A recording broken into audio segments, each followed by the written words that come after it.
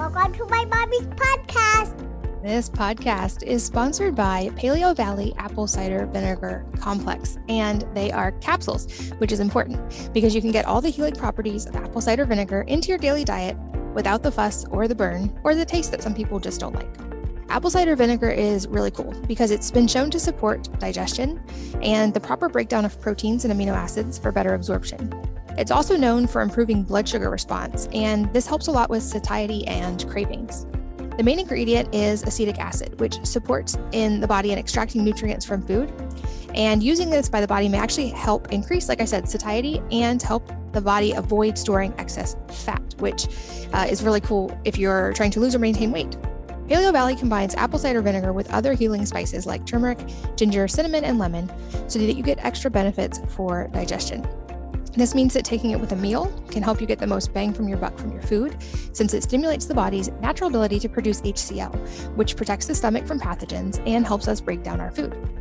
Other research shows that its ability to really help with blood sugar control. And there was even a cool study on type 2 diabetics who took 2 tablespoons before bed and saw a 4% to 6% reduction in their fasting blood sugar the next morning, which is a big deal if that's something that you're tracking.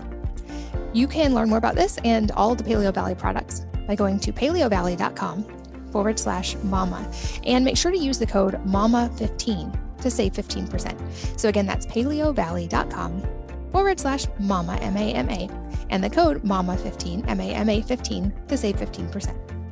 This podcast is sponsored by Olipop, a company reinventing the idea of soda.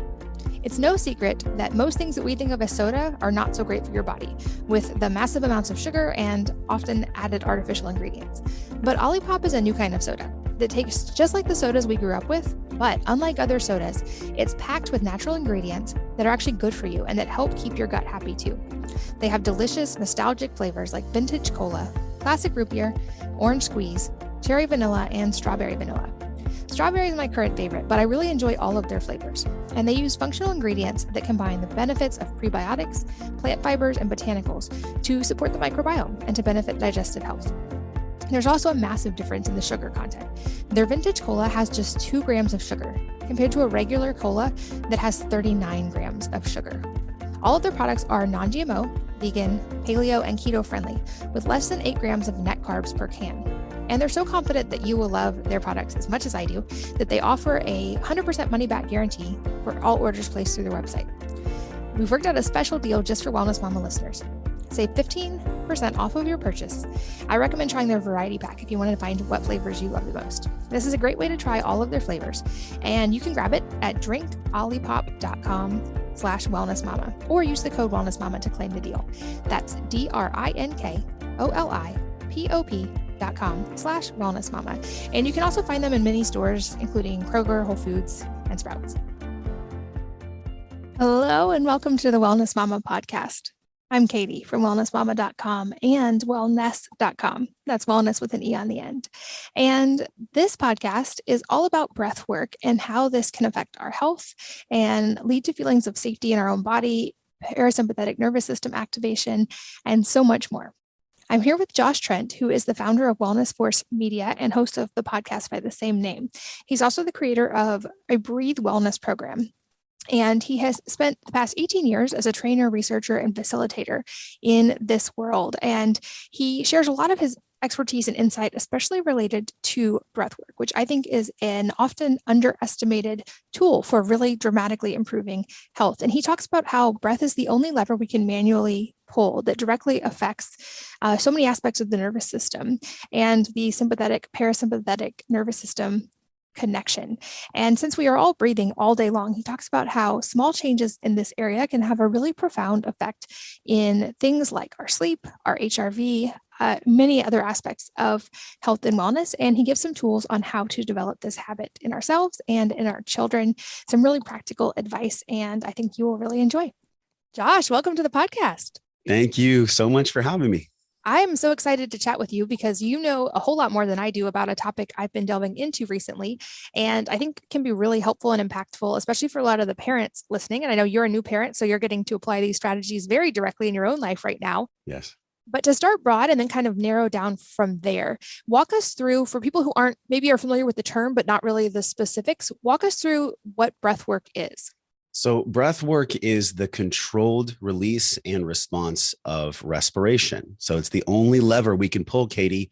We have this autonomic nervous system, right? The sympathetic, the parasympathetic, which I'm sure you've gone deep into on your show. But for people that don't know, just a super high level of breath work, we have these two areas in our body that are controlled by the automatic nervous system, autonomic. Breath is the only lever we can pull in our entire physiology where we can actually manually down-regulate stress. Now, how incredible is that? Because there's nothing else we can do. We can't control our heart rate. We can't digest our food faster or slower. We can't pulse our blood through our heart faster or slower. I mean, unless you're like a Shaolin monk. I've heard they can do some interesting things. But think about this. Breath work is the only lever we can pull that'll allow us to really modulate our stress. And so on a high level, breath work is controlling that lever. That's so fascinating to me. Can you walk us through kind of the science of how that actually works within the body? Because it makes sense. We can't, like you said, most of us can't control our heart rate or control how much blood is pumping through our system, but indirectly, controlling our breath does affect those things as well. Kind of walk us through what's happening in the body in different states of breath and how that impacts us. Sure. So let's use the example of me being a new dad. When I hear my baby cry, I go like this. I breathe in and I hold my breath. So when we breathe in, that's actually a constriction, a contraction. When we're breathing in through our nose, we're actually activating the sympathetic nervous system. When we exhale through our mouth, we're activating the parasympathetic. So how do we do this in a circle so that we're actually present in our body? And for those who are spiritual minded, I'll talk to you. And then for those who are scientific minded, I'll talk to you too, because breath work is both, science and spiritual. So when we have the inhale, we have these spherical cores in our nose. And when we breathe in, we're actually admitting ourselves to the stress that we're experiencing. A lot of people, Katie, they'll leave their body when they're stressed out. And it could be a child crying. It could be you in traffic. It could be a fight with a spouse. It could be like load up any kind of stress in the bathtub. Most people don't breathe through their nose. And so when you bypass the nose, you actually miss out on your nervous system being friends with the stress that you're experiencing. So on a scientific level, we have that air that's going through the spherical cores in the nose that goes into our lungs. And then when we exhale through our mouth, we're turning on the parasympathetic system. Now, the even more depth of science on this is that we have what's called the enteric nervous system, which science shows us as the second brain. The enteric nervous system dovetails into the back of the diaphragm. And then on the back of the diaphragm, we also have our vagus nerve, which runs all the way from the back of the cranium all the way down to that diaphragm. So think of the diaphragm as like the most important balloon you have in your entire body. And the enteric nervous system and the central nervous system and your vagus nerve, they all connect to that diaphragm. So Katie, here's what happens when we take that deep breath in through our nose and the diaphragm fills with air. We're actually pushing physiologically on that vagus nerve. The vagus nerve has a direct impact on the parasympathetic nervous system as well. So why do we do this? Science shows us, also my anecdotal experience and thousands of people who have taken the Breathe, Breath, and Wellness program, we are all hearing and seeing the same thing. And that is when you're using what's called circular conscious connected breathing, you're actually turning on all these synergetic systems in the body so you can be friends with your stress. And that's really the science and the spirit of breath work. Thousands of years ago, breath work came from India and the East. And I think in the West, we've been so inundated with stress. And we're like the highest stress people we've ever been. We need breath right now more than ever. And so the science is great, but really it's like, how do you feel? The report card of how you feel and how you're using this conscious respiration, that is the most important thing. Yeah. And I think I've always kind of thought of it in sort of like a triage effect kind of way. And I mentioned like I'm kind of on a journey with the breathwork side myself, but it's actually not 100% scientifically accurate. But that saying that we can go 3 minutes without air, 3 days without water, 3 weeks without food, kind of to me indicates the importance of, in order, optimizing those things. And I feel like a lot of people understand the importance of drinking clean water, for instance, and the importance of eating clean food. But the breath part, until recently at least, hasn't been talked about as much, which is interesting because we are doing that all day, every day, and so much more. So it would seem like on a base level, the quality of the air we're breathing makes a big difference, and the quality of the way that in which we're breathing makes a really big difference as well, just because it's something that we're doing literally all the time, even when we're sleeping. And I know that it seems like there's kind of a woo connotation with breath work and changing breathing in certain ways. And so I think often it gets discounted, but I think it's also really important to remember this is something we're doing all day, every day. So can we, by consciously working on our breath work and our patterns, can we create changes that are actually like lasting even when we're kind of just breathing without thinking about it?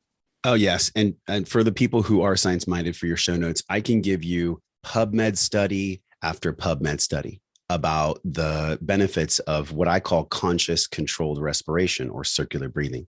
But I want to talk about two things because you mentioned something really amazing. We're all breathing all day long. So for the people who are like, oh, breath work is woo woo or breath work might be too much work, you're already doing it anyways. Like that's the big thing to point out here.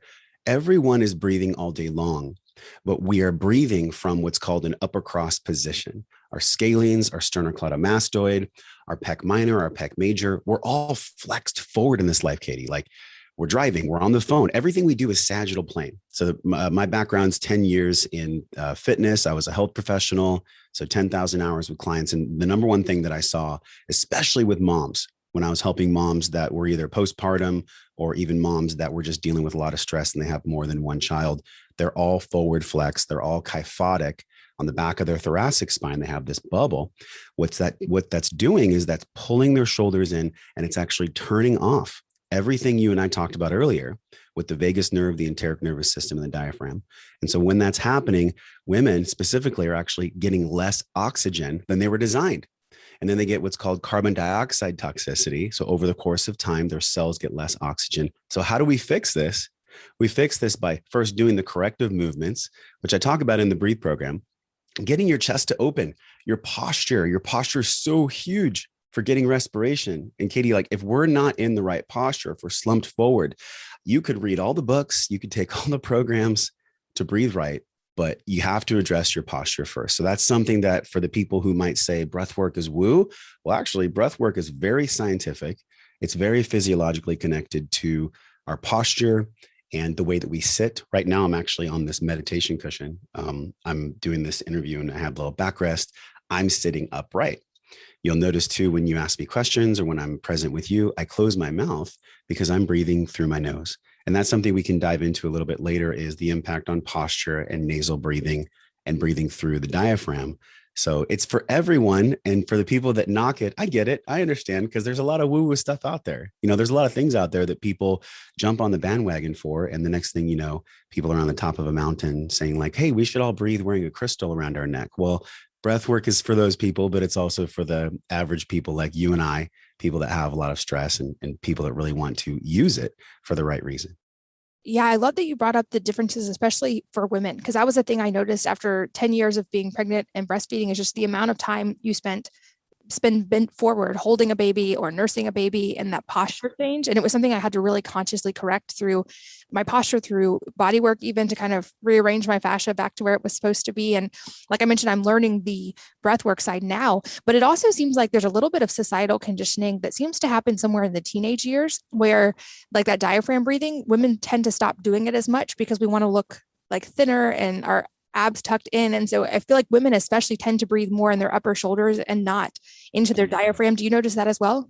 I 100% noticed that. And it's a great point because think of like the baby carrier. We just got like I forget the name of it, but it's like this baby carrier that you put in the front. It's all front loaded. So everything that moms do is about this, what's called sagittal plane. You know, in our movement patterns, we have sagittal, we have transverse, we have frontal. We are designed to rotate, to pull back, but everything as far as a mom's life, and especially in our society where it's tech focused, it's actually pulling them down to the ground. It's pulling mothers down to the ground. So moms have to work on their posterior chain, their intercostals, by the way, the intercostals go all the way around to the back, all to your kidneys. So when moms, specifically when moms have a little bit of trouble in our Breathe program, I will direct them to breathe through their kidneys, which sounds a little weird, right? Why would a mom breathe through her kidneys? Well, because your intercostals are back there as well. And so if you can create what's called the mind to muscle connection to the intercostals and to all the breathing musculature in your body, you're going to have this be a habit that sticks in 21 days. That is what this is all about, is training your posture to have that mind to muscle connection. If you don't have it, then you're going to go through the motions, Katie. And that's just not fair to anyone. Like, I want people to get the best results. There's a huge backstory as to why I even got into breath in the first place. It came from my own anxiety. It came from my own poor posture. It came from me, just like you, being a professional and being in the field of wellness, yet working on my own wellness, right? Which is, I think, the story of the wounded healer becoming healed.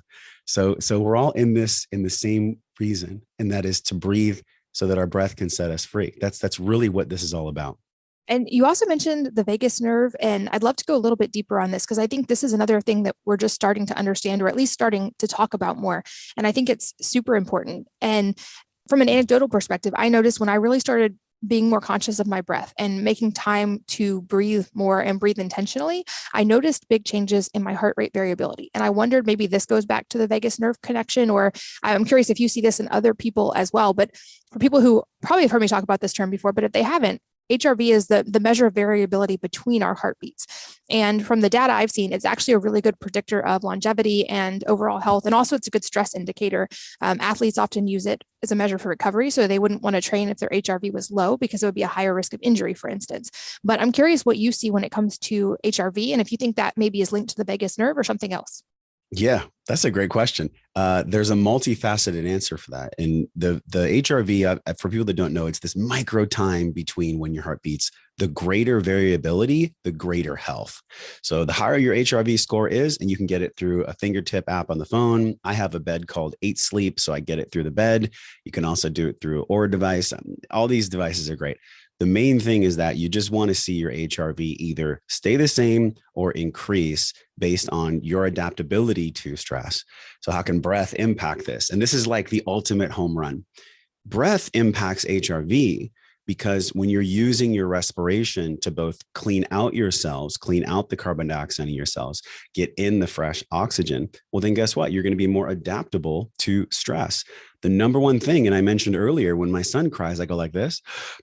Well, any mom with us knows that when your baby cries or when you're in that fight or flight mode, what is the first thing that we do, Katie? We stop breathing.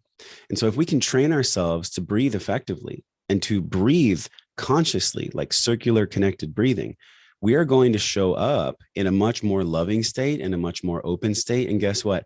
The HRV will absolutely reflect that. So I love how you've been asking such scientific questions. And I also want to speak to the heart in everyone.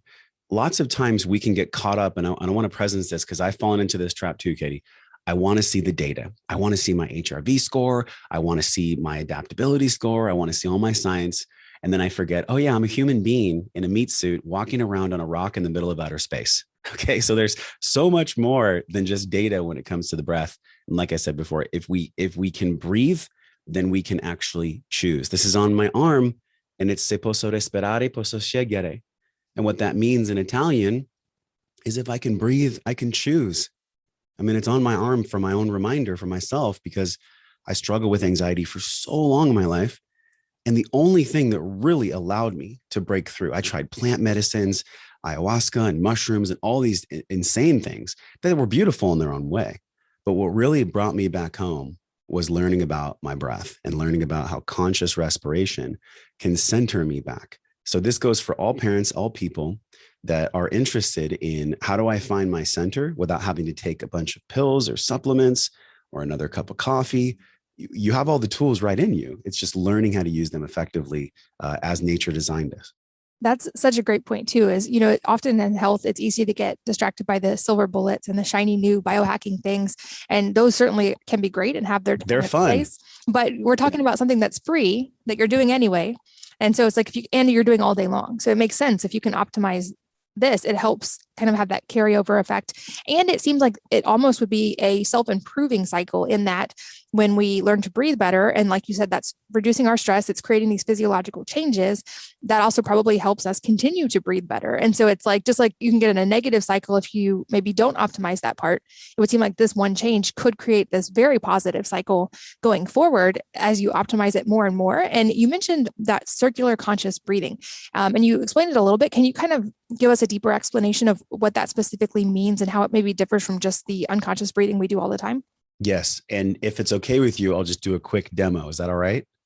All right. So everyone, if you're driving, don't do this. But if you're seated, put your right hand on your belly button and put your left hand on your heart and just close your mouth and just push your tongue to the roof of your mouth, but relax your jaw. Take a big breath in through your nose and then breathe out through your mouth.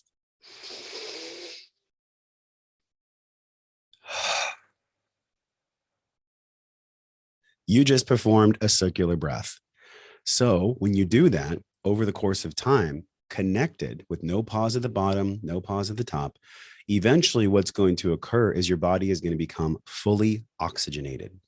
The cool thing about this, both science and spiritual, is that when you do the circular breathing, you're giving your body every possible thing it needs to be in your center. Now, what does that mean? Being in your center means that you're not pulled by that sympathetic branch of your autonomic nervous system.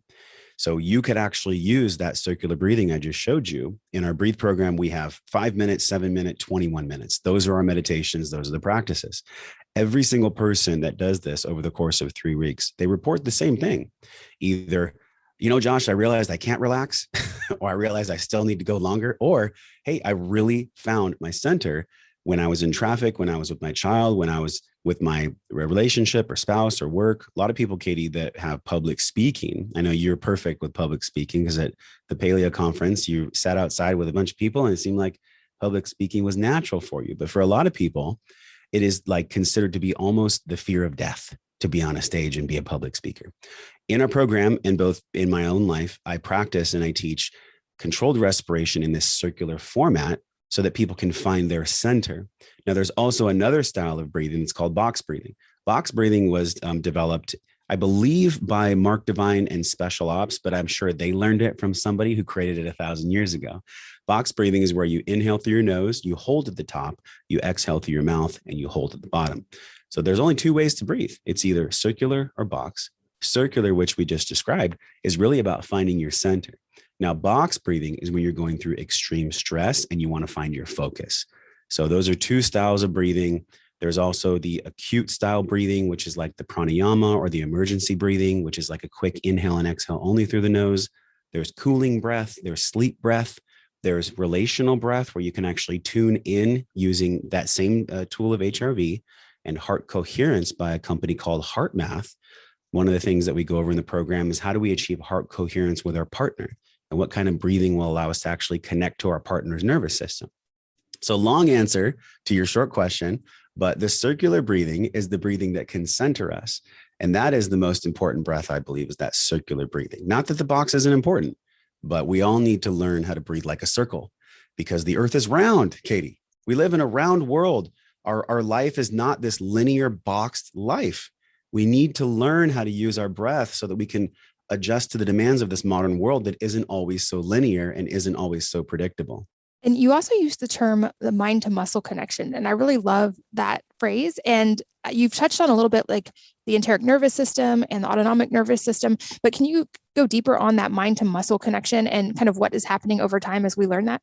I love it. It's time for us to put on our science hats right now, because we have this brain stem and it goes through all of our arterioles and our veins and our capillaries, these micro branches, almost like if you look at a tree, a tree and our vascular system are so similar.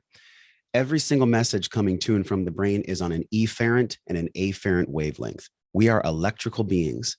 And so if we're getting these messages back and forth from all these sensory neurons, the photoreceptors in our skin, we are the most beautiful creation, aren't we? We are so incredible. We are such an amazing piece of machinery.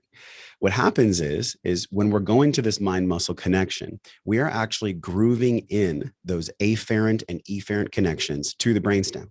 Within the brain, we have literally hundreds of millions, if not trillions. I don't know the exact data on it. We have an unthinkable amount of synaptic connections in our brain.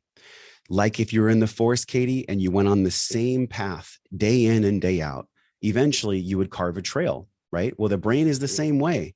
And so if we're practicing over the course of time, and science shows it's either 21 or 66 days to have any kind of habit, both physiologically or mentally. Within 3 weeks, I have seen people literally transform the way they adapt to stress, because guess what?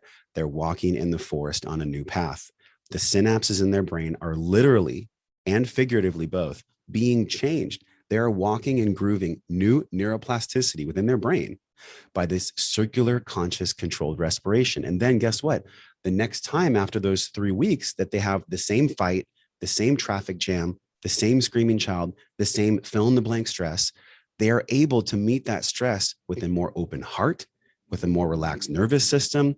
That is a massive tool that anybody can use at any time. And that is really what this mind to muscle connection is about. We are physical beings. We are also spiritual beings. So I'm not going to get too woo-woo on your podcast right now, but look, both of these branches deserve respect and deserve attention. When you hold your child, you don't exactly know what love is with your words. You only know what love is because you know the feeling of love. Well, it's the same way that you connect with your own self. If you can be in your body when you're experiencing stress, you can learn to love yourself more. Yes, this might seem a little soft and a little mushy, but this is what life is about. I mean, I just had my heart crack completely wide open having my son. So I think about science just like you, but also the other side of the coin deserves respect too. And that's what this breath and this mind to muscle connection can give us. The actual connection to what it's like to be in our physical body, which is where a lot of us through trauma and through different things that happen, we tend to leave our physical body when we're stressed because our physical body isn't safe. And a lot of people deal with this. I believe Seth and I talked about Mark Wolin, and I introduced him to Mark Wolin. And I think you've either interviewed him or maybe not, but it's such a powerful thing to talk about. There is so much more than meets the eye when it comes to how we actually deal with stress, deal with trauma, deal with compression in our lives. And breath, in my opinion, is the most powerful tool we have. I'm really glad you brought up the self-love and trauma piece because episode 309 of this podcast, I talked a lot about my own trauma in the past and the things I did. And it was very much a long journey and multifaceted to figure out what was finally going to help unpack some of those things. But I've heard from literally thousands of people since then who shared their own stories. And I think we have an epidemic of sorts of people really struggling with that self-love component and people with past trauma who are having trouble finding tangible ways to process that. And so that's another reason I was so excited to chat with you today is that just like in other realms, there's all these silver bullet, shiny, fancy things that people do to help process trauma. And I think they all can have their time and their place. I know we've got organizations like MAPS doing incredible clinical studies that are now in phase 3 on some substances that they're finding can be really helpful for this. But I view this kind of like with people want to take all these fancy supplements, but if you don't have your diet and your sleep optimized, the supplements aren't going to be that effective. Same thing with you might need these more intensive therapies depending on what trauma you have. But if you don't have the breath optimized, it's not going to be as effective as it could be. And I think it can be hard to understand how something as simple as breathing can make such a profound difference. But I think when you frame it in that aspect of self-love and feeling safe in your own body, that's a really key phrase. I think it was for me at least. And I think for a lot of other people, that was one of my final keys that had to click into place was that I was doing all the dietary stuff and I was doing all the supplements and I had even optimized my sleep pretty well. But because of the trauma side, I didn't feel safe in my own body.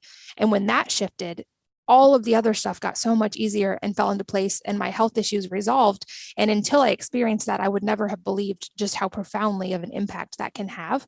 And I think, yes, it can be a little bit more soft and spiritual and woo, but I think it's really important to talk about and delve into and not discount how extremely important that is for the physical side as well, because I think our world kind of naturally predisposes us to try to disconnect those things. And we live in a society that is somewhat disconnected, and tapping back into that can be an interesting process for a lot of people, but such an important one.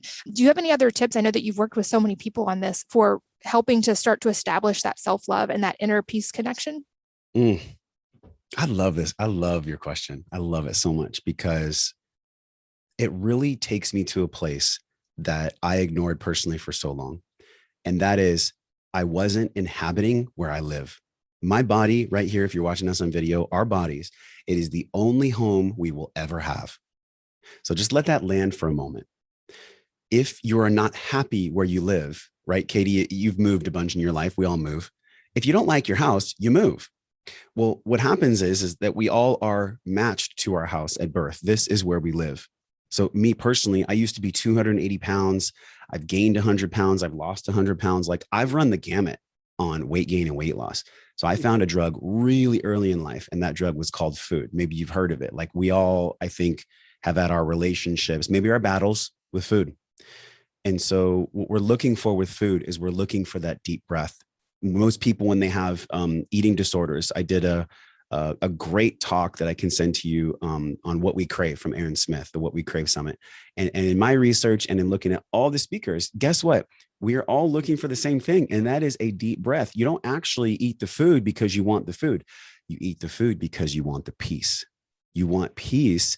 That peace is something you don't feel in your body. I didn't feel it for a long time.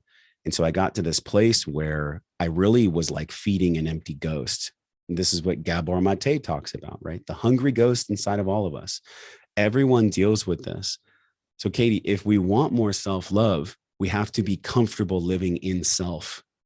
Like I said earlier, we're this spiritual being. Nobody knows where consciousness comes from.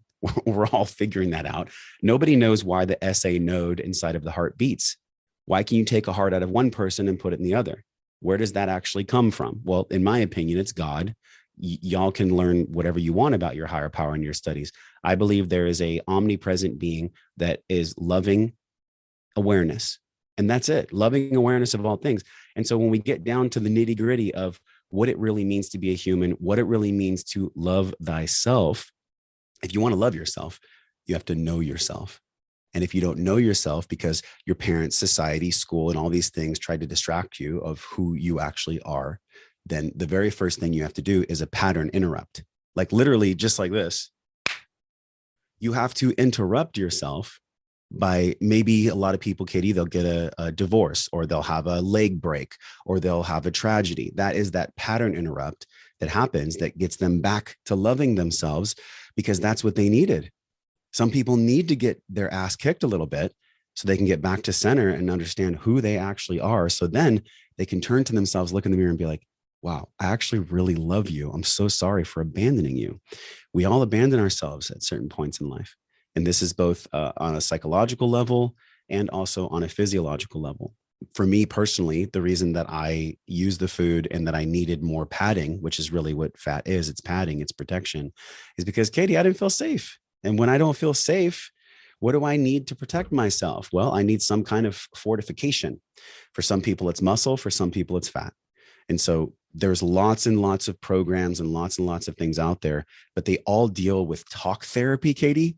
And in my opinion, the only way you can move energy out of the body that's trying to make you not love yourself is by breath and movement and actually getting that stuck energy out of your tissues. You and I both know we have this Bruce Lipton, who's famous for being quotation. I believe it's the issues are in the tissues. Well, why is that? Why is that we have actual issues like trauma and constriction in our tissues? It's because that energy is asking to be moved. Emotion is energy in motion. So what happens when we don't move the motion? Well, then that energy gets stuck. So it's actually quite simple, but just because it's simple does not mean it's easy. A lot of these concepts we're talking about today, yeah, they might be simple, but they're not always easy to execute. And so that's where getting coaching and having support to take these tools for breathing will take you to the next level, because you actually can get held, which is what you want, so that you can use the breath and use the tools to move the energy. That's what this is all about. And you also mentioned that breathing is something that can be done with a partner to kind of sync up and to feel like in the same relational space. And I'd love to hear a little bit more about that. And also, now that you're a parent as well, and this is so top of mind for you, about how we can incorporate that with our kids. Because unfortunately, I've seen a lot of data from the last couple of years about how the stressful situations we've all gone through the past couple of years have especially impacted the mental health of children. And even without all of those factors, I know kids go through various phases of learning to process their emotions, to feel safe in their environment. And there's a whole psychological journey throughout the phases of childhood related to that. So I'd love to hear how we can start incorporating these more conscious breathwork practices with our kids from an early age to help them maybe not ever have to process so much as adults as you and I have, and to have this framework for a better, breathing foundation for their whole lives. Well, first of all, kids don't do what you say, they do what you do. And I'm sure you could tell me that a lot more, right? I'm just learning, I'm just starting, I'm 3 weeks in. But if I myself am, quote, eating my own dog food, if I'm doing the things that I tell my kids to do and kids are watching me do it, well, guess what? They're going to mirror you. There are mirror neurons in the body. And so we are all empathetically wired. Kids, Katie, kids want to please. Most people don't know this. I spent a year and a half teaching youth martial arts. And this was in like year 5 or 6 of my fitness career. And what I found from my coach and just from working with kids is if I would use positive reinforcement with these young kids in martial arts, they would 9 times out of 10 mirror back to me the behavior that I wanted them to do. When I would be upset with them or when I would get frustrated, they would naturally resist me. So what am I saying here? Kids want to please. There is that same empathetic wiring inside of them that it actually lives inside of us. So if you want your kids to use this circular breathe so that they can potentially have some of these traumas, and by the way, to be a human is to have trauma. We're never going to escape trauma, right? There's capital T and lowercase t. But if you want your kids to have a greater tool set about how to deal with the 2 types of trauma, the best thing you can do is actually have what I call breath breaks. So you take this breath break, you sit down, wife, husband, family, you all get together, however you relate is fine. And you say, okay, we're going to take a breath break, and you give a positive reward. As you know, Katie, the limbic system, the reward circuitry in the brain, if we're giving the limbic system novelty, we're novel beings. This is why like these things, these phones are so popular. If we are constantly checking Facebook and Instagram, guess what we're looking for? Look at the work of Nir Ayal. He's been on the podcast. He actually helped Facebook and Twitter make the products more addictive. And then he had like a come to Jesus moment where he was like, I can't do this anymore. I can't addict people to these social media outlets. What did he say? They are all looking for the variable reward. So how do we create this conscious respiration with our kids? We apply the variable reward to their young minds. We sit as a family. We take a breath break. There's a reward when we breathe. Maybe it's a healthy treat. Maybe it's that we all get to go to the park.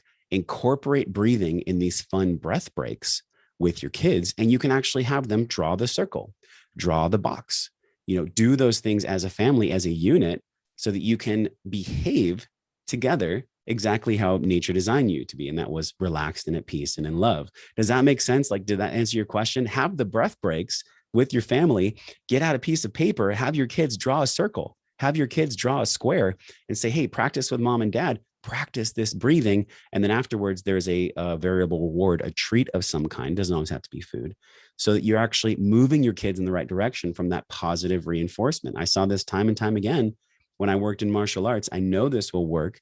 Obviously, I can't communicate with my 3-week-old son. He doesn't use words yet, but I'm sure when he can use words, like he will love doing this with us. It'll be a part of our life for sure as a family. And in the meantime, I know there's some cool data that I've seen. You probably have encountered it as well about the breathing interactions between parents and their children. And I had one child who was in the NICU for a couple of weeks, and they would really encourage skin to skin. Couple of weeks? Mm-hmm.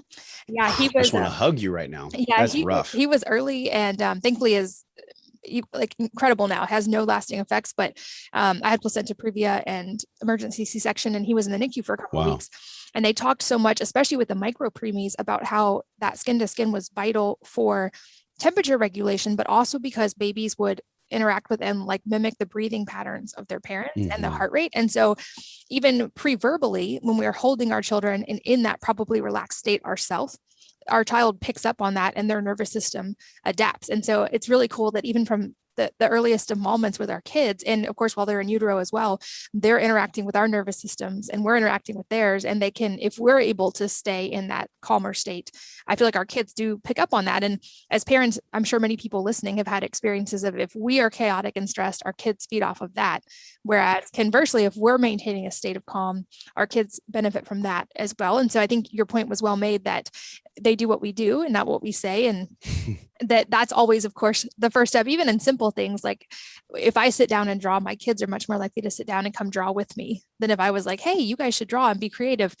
They mimic what we do. Or if I work out, they're much more likely to come join me, and it's play for them versus if I just told them they should get some exercise. So I think that's a great starting point. And I know like the importance of community is so important when integrating any new habit. So if people are able to do this as a family, not only does that create benefit for everyone, but it also probably makes the habit much more likely to stick, I would guess. Yeah, I would say you're guessing right on. And I just want to presence what you said. I haven't talked about this yet. You're my very first podcast interview I've done since we got back. We were 10 days. We were 10 days in the NICU.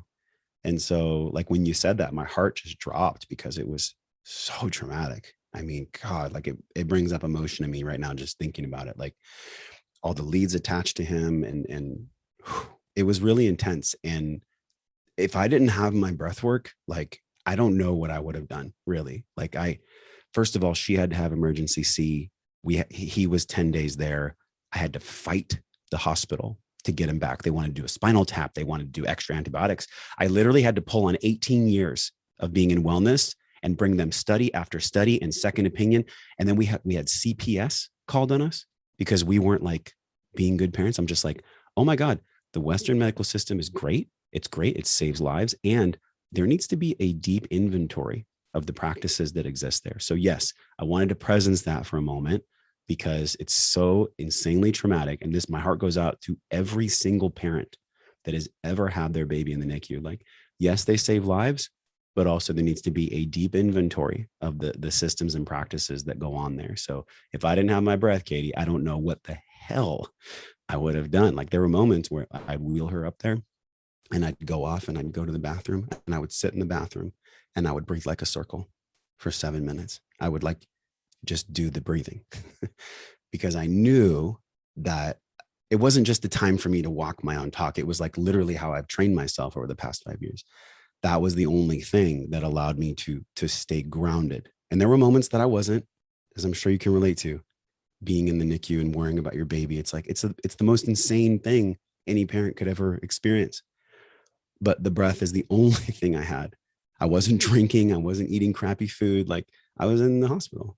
So that was a beautiful space for me that I can share, like, that really allowed me to surrender to what was happening instead of trying to fight what was happening. And yes, of course, I experienced waves of anger too.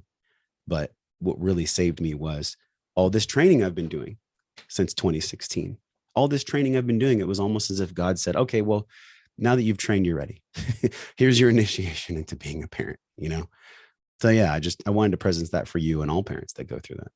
Yeah, and that's an interesting point as well that I feel like has a crossover metaphor into maybe like physical training and exercise is, strength is built under load. We don't build strength by just thinking about the theory and the practice of strength. We build it testing it. And that's been a recurring theme for me as well these last couple of years is, and I even had a mentor to say that to me recently when I was stressed out about a lot of things and I'd done all this work and he was like, oh, that's cute. You thought you were going to get all this strength and not have it tested. Strength is developed under load, and like, this is when you actually get to see if those things are going to work. Yeah. And we're all going to encounter things in life that we would maybe choose not to go through if we got to choose, but instead we get to choose to maintain that inner peace and that inner calm and that feeling of love and kindness and gratitude, especially in the hard moments. And I think maybe that is part of the lesson in the journey and when we really get to test it. Yeah, I feel like I am coherent with you right now. You asked me earlier and I skipped over the question. So I want to go back. You said, how do we connect to our partner and how do we go through that relational, conscious, connected breathing? If you look at the work of heart math is probably, I think they were first on scene, Katie, in the scientific community when it comes to HRV and this term called coherence. So we've done a lot of episodes on this. It's a little device that you wear on your ear and it actually allows your respiration to be matched with your heartbeats. So when you have heart to body or heart to mind coherence, you actually can increase your HRV, you can decrease your stress, you can become a better breather, essentially. So we have some data and some practices in the Breathe program that allow people to wear that little device on their ear, train themselves over time, have some feedback on their phone so that you can actually see yourself, both data and anecdotally, become a better breather. And when you can become a better breather, you can practice this with your spouse, your partner, however you relate, and you can actually compare your data together. But more than that, you can practice breathing like a circle together. That's essentially what this is all about. And I hate to be so reductionistic, but it's just so easy here. It's so simple. If you breathe like a circle and you breathe with the right posture and you just combine good posture with good breathing, I absolutely promise you 100%. And I say this because it's my own experience and thousands of people in the program, you will have a higher quality of life, period, end of story. Like if you're the kind of person who has been stressing out, especially Katie, with what we've gone through, the hell we've gone through since 2020, there is no better time to become a better breather. But you have to be in a trusted space where it's not just a bunch of woo. There actually is some science behind it. There is some real data and some real significance to this process that I've created. Trusting your teacher, trusting your community is huge. The results will speak for themselves if you have the trusted container or spaciousness, essentially a vetted space with both science and spirit for you to learn. So if you can learn how to breathe, then you can learn how to choose. It's written on my arm, but it doesn't have to be written on your arm. You can just practice the breathing in a space that's trusted, and it'll allow you to connect better with your partner with that coherence, to connect better with yourself with that coherence, and give yourself some accountability along the way. We really need, as human beings, that external locus of control sometimes. Sometimes we really just need to be obliged. I interviewed Gretchen Rubin, as I think you have too, and she talks about obligers. I'm an obliger personality. So I do really well with external frameworks of control. So when I can see things, when I can have frameworks around me, if you're that type of a person, this is the program for you. This is the path, because we really fortify the space around you so that you can see, you can feel that you're on the right path. Oh, I did interview her as well, and I was the rebel. So our thing was, you can't tell me what to do, and I can't either, which was a thing I had to overcome. I couldn't even give myself too intensive structure, or I would rebel against that as well. Yep.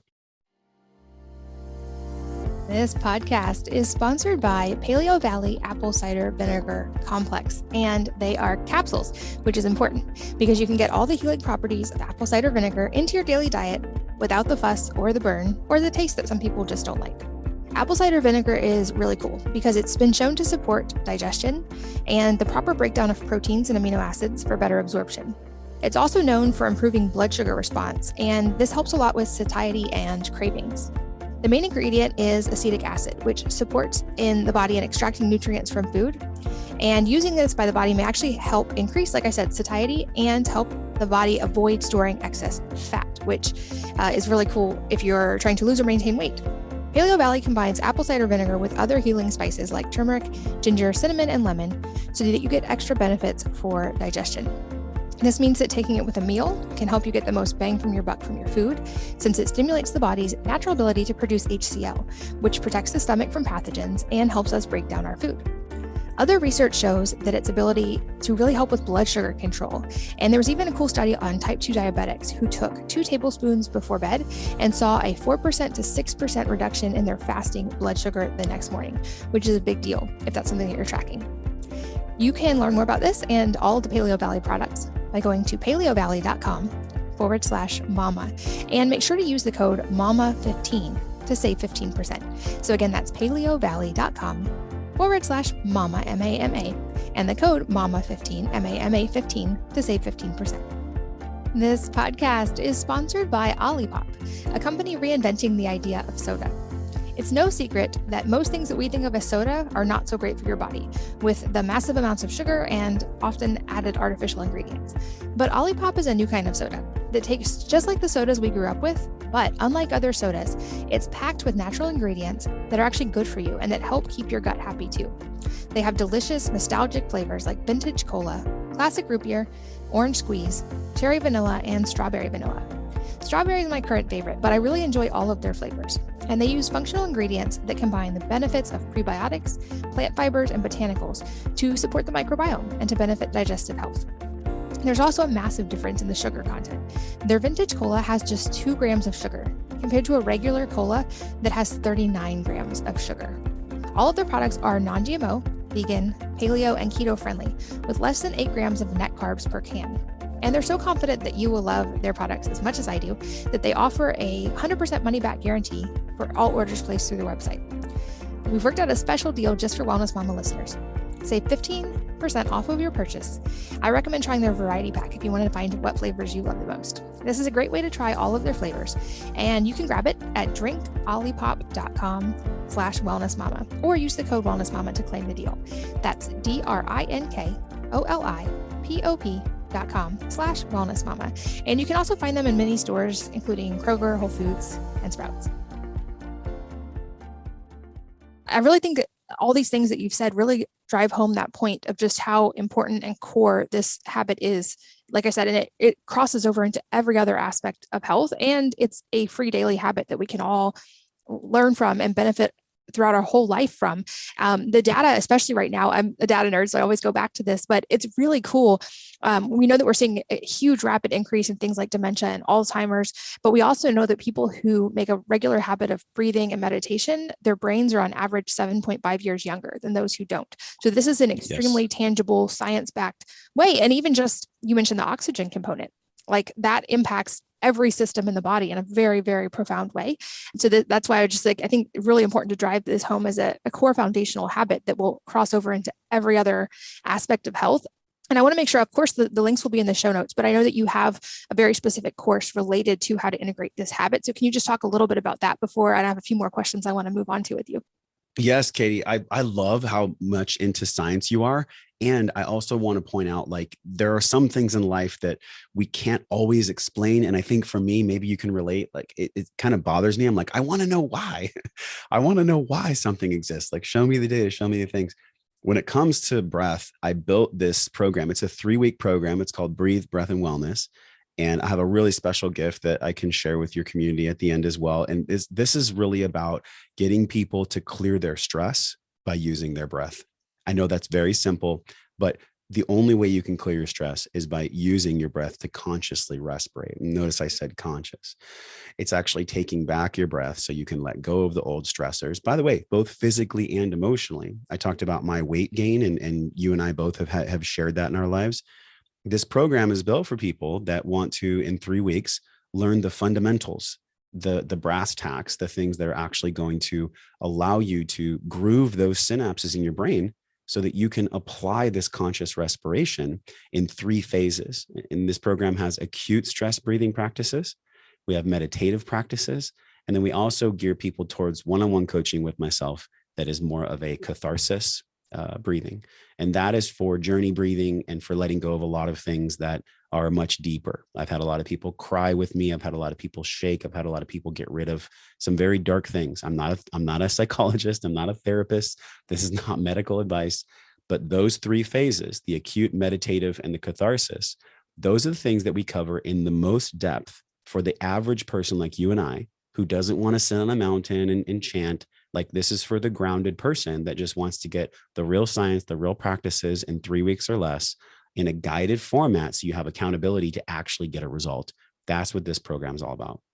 I love that. And it's the shaking part that you mentioned, like the catharsis of that. I had that experience as well in trauma processing. I thought I had talked through and processed a lot of it. And then when I had the actual like body somatic experience of processing it, I likened it to when an animal is almost killed, like in a nature show, and then they get out of the danger situation. Animals instinctively like shake and they release all the extra That's right. hormones. And as humans, we kind of have a little bit more control over that. And often we can like pack down that response. And that's what I had done in the trauma, was be like, I will never feel these emotions again. I put up walls and like locked it down. And then when I finally unpacked that and was able to like release that trauma, I shook for hours, for like 2 hours. All those hormones just came out, and it was such a profound experience. And that was kind of the thing that started the cascade of hormones changing. And for me, being able to lose weight, to your point as well, is I started to feel safe in my body again because I had to release that somatically. And I think that is a tough thing for a lot of people to get to. And breath is probably the easiest, most accessible tool to be able to start doing that. So I love that you brought up that component as well. Katie, it's tough to wrap your head around for maybe a lot of people what you just said, but it's because the solution isn't in your head. That's really what we're talking about here. Like, for most people that have been through capital T severe trauma, and by the way, we all go through lowercase t trauma. Trauma is not necessarily just sexual, physical, mental abuse. Trauma is also maybe not being held enough, not being acknowledged enough, not being seen enough. There's so many variables in the emotional intelligence front that we're just beginning to both science and anecdotally understand. We know that a baby that potentially has trauma through circumcision, an incredible documentary, American Circumcision. That's why we chose to not get our son circumcised, because we did not want to traumatize him. There's also a lot of things that happen when kids are growing up where they're bullied. And if you look at the research on bullies, the trauma that happens from bullying is so severe that when kids grow up, it actually stunts their expression. So all of us, Katie, and I'm honestly so like enamored, and I'm so grateful that you share about your own experience on your show, because man, haven't we all been through certain things? I mean, some people more than others, but we all go through these things. And so how do we make sense of it all? How do we wrap our head around something that has nothing to do with our head? Well, we have to get out of our head and we get into our body. That's the only way we do it.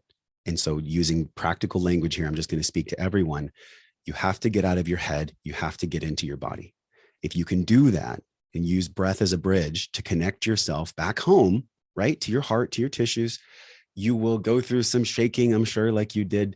You will cry. I'll never forget. I was the first time I ever did catharsis breathing. I was laying on the floor with a bunch of Navy SEALs and special operations people through Mark Divine at SEAL Fit. And I'm like, why am I crying? I just had like tears coming out of my eyes, but it was just my body releasing all these things that I didn't even know were there. And the last thing I'll say, because I know I'm going on a tangent here, but I promise it'll all make sense, is that we have experienced so much micro trauma in our life that the only way we can let go of that is to leave the mind completely. And you can't get it through meditation. I always tell people, like, the Breathe, Breath, and Wellness program is for people that can't meditate well.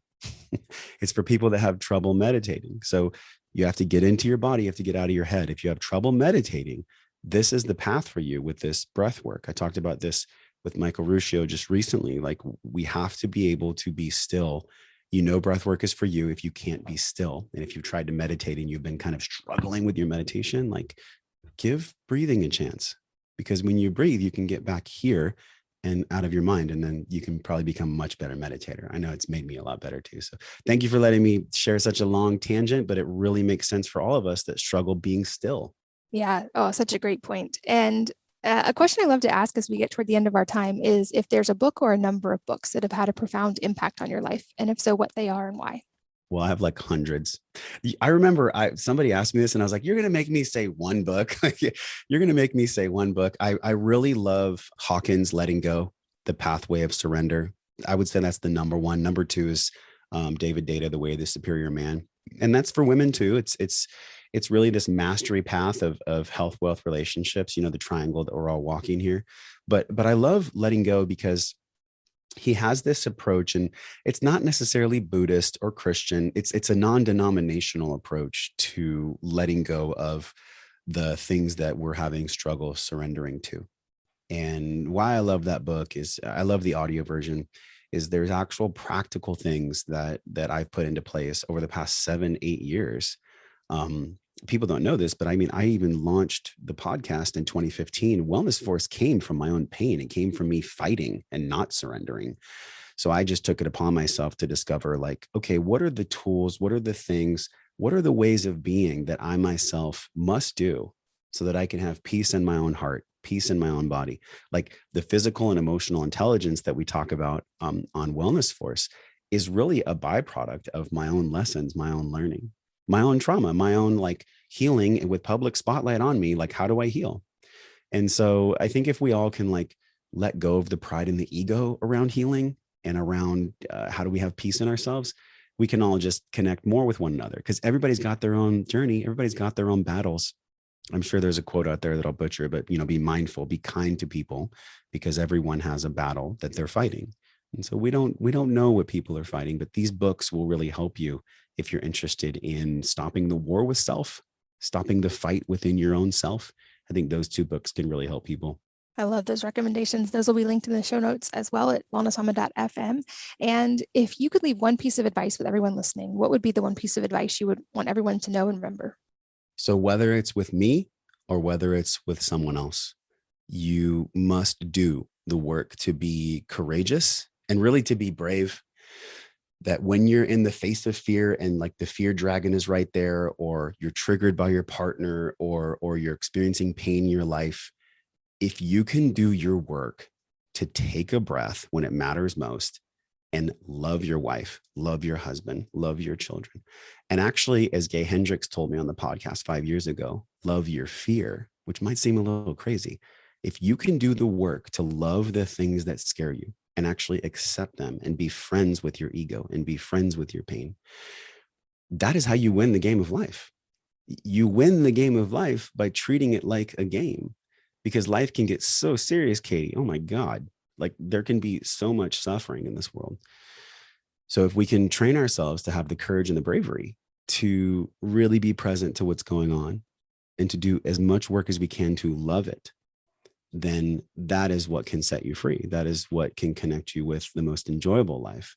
And that's how you win, but not win from a competitive standpoint. Win like in the same way as if you were playing tag with your kids in the park.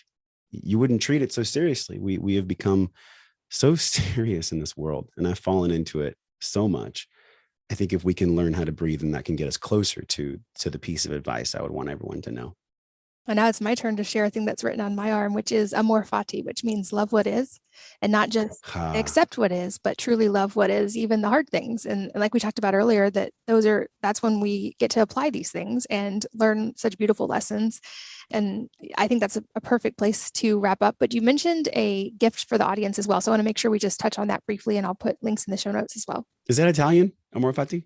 Latin, actually. Latin. Okay. I have a memento mori on the other wrist. Okay. Yes. It's a great reminder, isn't it? I've so enjoyed this, Katie. This is the first time you and I are really tuning in as friends and as colleagues. So I just want to thank you for letting me be here and just share my experience. The greatest gift I can give to anyone is my own experience, but I want to give your community an incredible gift, and that is 20% off this program. You go to breathwork.io. That's breathwork.io. And the code is Wellness Mama. So enter Wellness Mama, you get 20% off. And then for that, it's 3 weeks long. I have an absolute promise to everyone here that if you commit to something like this, you will change. You will change in 3 weeks, because thousands of people have already proved it to be so. So it's the code Wellness Mama over at breathwork.io. That is the gift.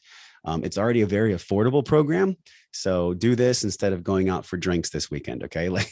Learn how to breathe instead with me. And thank you, Katie, for having me. And thank you to everyone for spending time with us. You guys, this is huge. Your time is your most valuable resource. So truly, from my heart to yours, thank you for being here with us. And thank you for hearing me out about the power of breath. I love that you said that, because that's a thing I often say as well. Just gratitude for everyone for sharing their time. That's the most valuable resource we have. And I don't take it lightly that people share that resource with me on this podcast and with you today. And also very grateful for you and the work that you're doing. And congratulations on the new little one. Thank you. Nova says hello to the global community. Thank you, Katie. And thanks to all of you guys, as always, for listening. I hope you will join me again on the next episode. If you're enjoying these interviews, would you please take 2 minutes to leave a rating or review on iTunes for me? Doing this helps more people to find the podcast, which means even more moms and families can benefit from the information. I really appreciate your time, and thanks as always for listening.